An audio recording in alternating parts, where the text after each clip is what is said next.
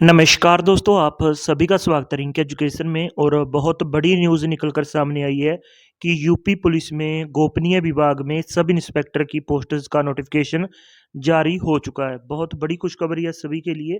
गोपनीय विभाग है यूपी पुलिस का, उसमें सब इंस्पेक्टर की पोस्ट्स का जो नोटिफिकेशन है वो जारी हो चुका है और भर्ती आ चुकी है। और इसी के साथ ही इसी नोटिफिकेशन में असिस्टेंट सब इंस्पेक्टर लिपिक जो कि क्लर्क होते हैं, उसकी भी भर्ती आ चुकी है। इसी नोटिफिकेशन में वो इंक्लूड है वो पोस्ट।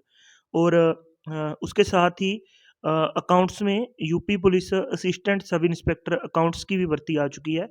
और इस वीडियो में जानेंगे कि इनकी कितनी कितनी पोस्ट्स हैं, कौन कौन अप्लाई कर सकता है और क्वालिफिकेशन क्या मांगी गई है। क्वालिफ़िकेशन से मेरा मतलब एजुकेशन क्वालिफ़िकेशन क्या माँगी गई है वो भी डिस्कस करेंगे। एज लिमिट डिस्कस करेंगे कि कितनी एज लिमिट है और किस-किस कैटेगरी को कितनी-कितनी छूट है। वो सभी बातों को विस्तार से चर्चा करेंगे। बस आप इस वीडियो को शुरू से लेकर एंड तक ज़रूर देखें। यूपी पुलिस की जो ये भर्ती है जिसमें गोपनीय विभाग में सब इंस्पेक्टर हैं, असिस्टेंट सब इंस्पेक्टर हैं जो कि क्लर्क और अकाउंट्स में, इनका आपके मन में एक भी प्रश्न नहीं बचेगा। सभी प्रश्नों के आपको उत्तर मिलने वाले हैं। सबसे पहले हम देखिए ये नोटिफिकेशन है। ये नोटिफिकेशन है, आप यहाँ पे देख सकते हैं। जो इनकी ऑफिशियल वेबसाइट है यूपी pb.gov.in, ठीक है। उसके साथ ही आप यहाँ पे देख सकते हैं अ, ये इनकी पोस्टर्स हैं, आप देख सकते हैं सब इंस्पेक्टर के जो कि उप निरीक्षक है और 4200 ग्रेड पे की ये भर्ती है। इसमें जो आपको 268 पदों पर ये भर्ती है गोपनीय विभाग में, ठीक है। कॉन्फिडेंशियल डिपार्टमेंट बोलते हैं इसको, गोपनीय विभाग। इसमें 268 पदों पर ये भर्ती है। उसके बाद उप निरीक्षक होता है असिस्टेंट सब इंस्पेक्टर। एक रैंक छोटा होता है सब इंस्पेक्टर से, जिसे हवलदार से बड़ा होता है, जिसे हम हेड कांस्टेबल से बड़ा होता है और सब इंस्पेक्टर से एक रैंक छोटा होता है। इसे बोलते हैं असिस्टेंट सब इंस्पेक्टर, जो कि जिसमें 2 प्रकार के पद हैं, एक लिपिक जिसे हम क्लर्क बोलते हैं और दूसरा है नंबर 3 पे देख सकते हैं लेखा। लेखा मतलब होता है कि आपके अकाउंट्स का, ठीक है। सीधी-सीधी बात है कि यूपी में सब इंस्पेक्टर की गोपनीय विभाग में भर्ती आई हुई है और उसके बाद पुलिस सब इंस्पेक्टर जो कि उप sub inspector police assistant sub inspector की आई है आपकी लिपिक विभाग में, क्लर्क विभाग में, जो कि क्लर्क पोस्ट है और अकाउंट्स में, ठीक है। क्लर्क की जो असिस्टेंट सब इंस्पेक्टर क्लर्क की 449 पोस्ट है, 449। और अकाउंट्स में है आपकी असिस्टेंट एएसआई अकाउंट्स की हैं 204 पोस्ट्स। और इनको जो पे लेवल मिलेगा वो 29,200 की, 200 रुपये की बेसिक है और लेवल 5 है और ग्रेड पे 2800 रुपये है। तो इनकी सैलरी बन जाएगी आपकी 48-49 हज़ार रुपया, ठीक है। तो बड़ी भर्ती है और सभी के लिए खुशखबरी है। अब हम बात करते हैं इनका फर्दर बफरीकेशन किया हुआ है सब इंस्पेक्टर एसआई का। जो फर्दर बफरीकेशन किया गया है पोस्टर्स का कैटेगरी वाइज मीन्स की जो भी आरक्षण की कैटेगरी है उसमें, ठीक है। श्रेणीवार विवरण है उसका कैटेगरी वाइज का, ठीक है। उसके बाद ये पॉइंट ख में वेरिफिकेशन किया गया है कैटेगरी वाइज, आरक्षण कैटेगरी वाइज 449 टोटल पद हैं।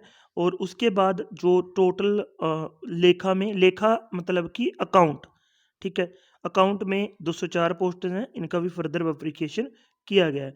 अब जो सबसे इम्पोर्टेंट चीज़ है कि कब से लेकर कब तक इनके फॉर्म भरे जाएंगे। तो फॉर्म भरने स्टार्ट हो चुके हैं, 7/1/2024 से इसके फॉर्म भरने स्टार्ट हो चुके हैं। और जो इनकी लास्ट डेट है वो 28/1/2024 है। 28/1/2024 तक इसके फॉर्म भरे जाएँगे और जो फॉर्म भरने की फ़ीस है वो आपकी 400 रुपए रहने वाली है।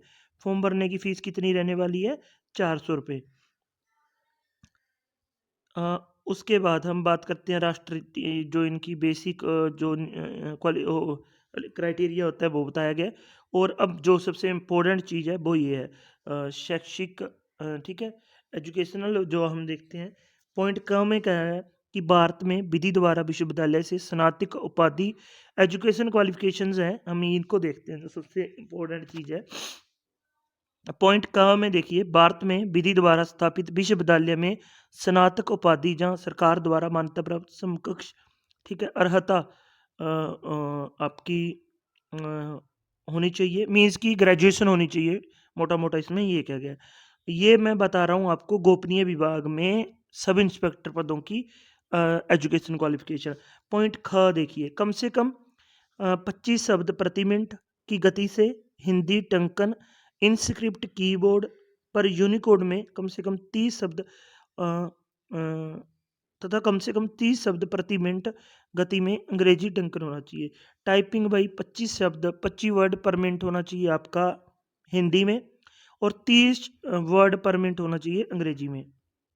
पॉइंट ग न्यूनतम 80 शब्द प्रति मिनट गति से हिंदी श्रुतिलिपि ठीक है 80 शब्द प्रति मिनट हिंदी आशुलिपि श्रुतिलेख प्रदेश पुलिस भर्ती पदोन्नति द्वारा शुद्ध आधार पर अभ्यर्थियों को सफल घोषित किया जाएगा। ठीक है भाई, आपकी कम से कम जिसमें एक्यूरेसी होनी चाहिए वो इन्होंने बताई है।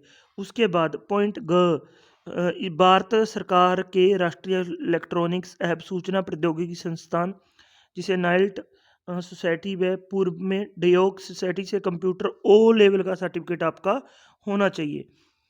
इन्होंने स्पेशली बताया गया कि जो आपका नाइल्ट है या डोई जिसे हम पहले डोई सोसाइटी बोलते थे उससे ओ लेवल का परीक्षा उत्तीर्ण या अथवा सरकार द्वारा समकक्ष मान्यता प्राप्त कोई भी अगर इनका नहीं है आपके पास इन सोसाइटीज़ का इन संस्थानों का तो इसके समकक्ष सरकार द्वारा इस उसके समकक्ष मान्यता प्राप्त से कोई भी अर्हता धारित करना आवश्यक है।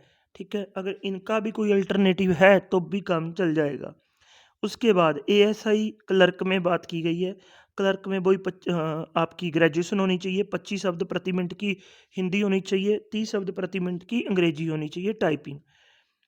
वही कंप्यूटर की बात है, ओ लेवल सर्टिफिकेट मांगा गया जहाँ इसके समान कोई भी अन्य मान्यता प्राप्त सरकार द्वारा हो। अब हम बात करते हैं, ये तो मैंने पहले बात की क्लर्क की, एएसआई क्लर्क की, अब एएसआई अकाउंट्स की बात करते हैं पॉइंट 3 में। कोई भी आपने आपकी कॉमर्स में ग्रेजुएशन होनी चाहिए, कॉमर्स में आपकी ग्रेजुएशन होनी चाहिए और जहाँ लेखा शास्त्र में आपका डिप्लोमा होना चाहिए, जहाँ सरकार द्वारा इसके कोई समकक्ष एजुकेशन क्वालिफिकेशन होनी चाहिए। 15 शब्द प्रति मिनट हिंदी होनी चाहिए। बस इन्होंने हिंदी मांगी है 15 शब्द प्रति मिनट। उसके बाद ओ लेवल का आपके पास भी सर्टिफिकेट होना चाहिए, जहाँ इसके समान कोई भी होना चाहिए। ये तो भाई इनकी वो होगी आपकी एजुकेशन क्वालिफिकेशन। आयु सबसे इम्पोर्टेंट चीज़ है, आयु भाई अनरिजर्व कैटेगरी जनरल कैटेगरी के लिए 21 से 28 वर्ष हो, मीन्स कि आपका जन्म 1/7/1995 से लेकर 1/7/2002 के भाई 1/7/1995 के तो पहले ना हो आपका जन्म और 1/7/2002 के बाद ना हो आपका जन्मदिन। तो ये इन्होंने एज लिमिट मांगी है। अब हम बात करते हैं इनकी ठीक है, ये इनका सिलेबस है। ये सिलेबस है इनका भाई। सिलेबस में क्या है कि 400 नंबर का आपका एग्ज़ाम होगा। ऐसे अभ्यर्थियों जिनका आवेदन सही पाए जाएंगे उनसे 400 अंकों की ऑनलाइन परीक्षा ली जाएगी। परीक्षा में सम्मिलित होने की अपेक्षा की जाएगी, जिसमें कुल 200 प्रश्न होंगे।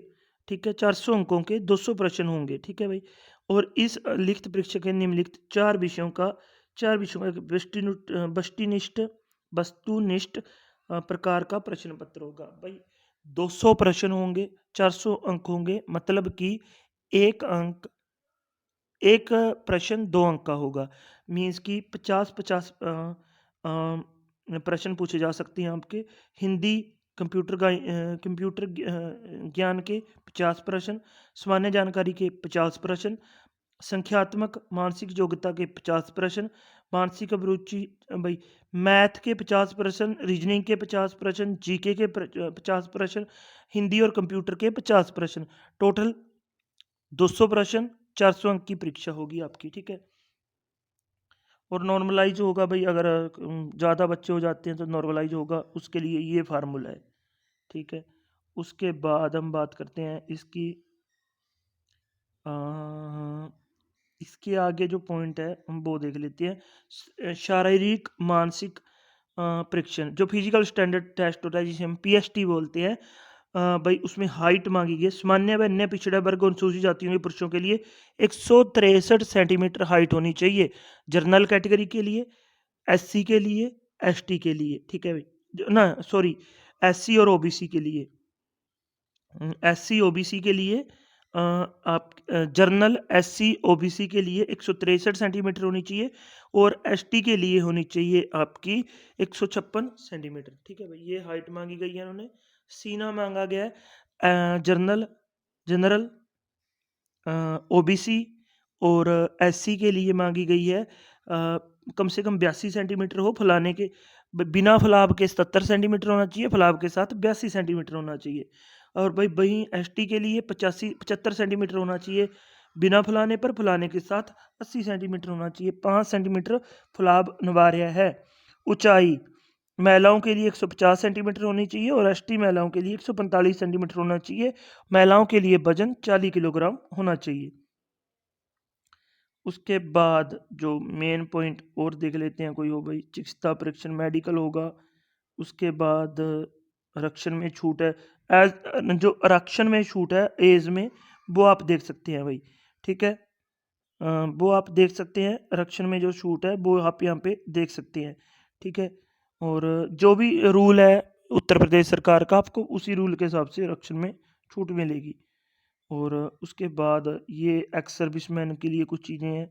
और बस भाई यही चीज़ें हैं, मेन मेन इसमें पॉइंट यही हैं। और ये लिखित परीक्षा का जो जो इन्होंने फर्दर जो आगे इन्होंने बताया वो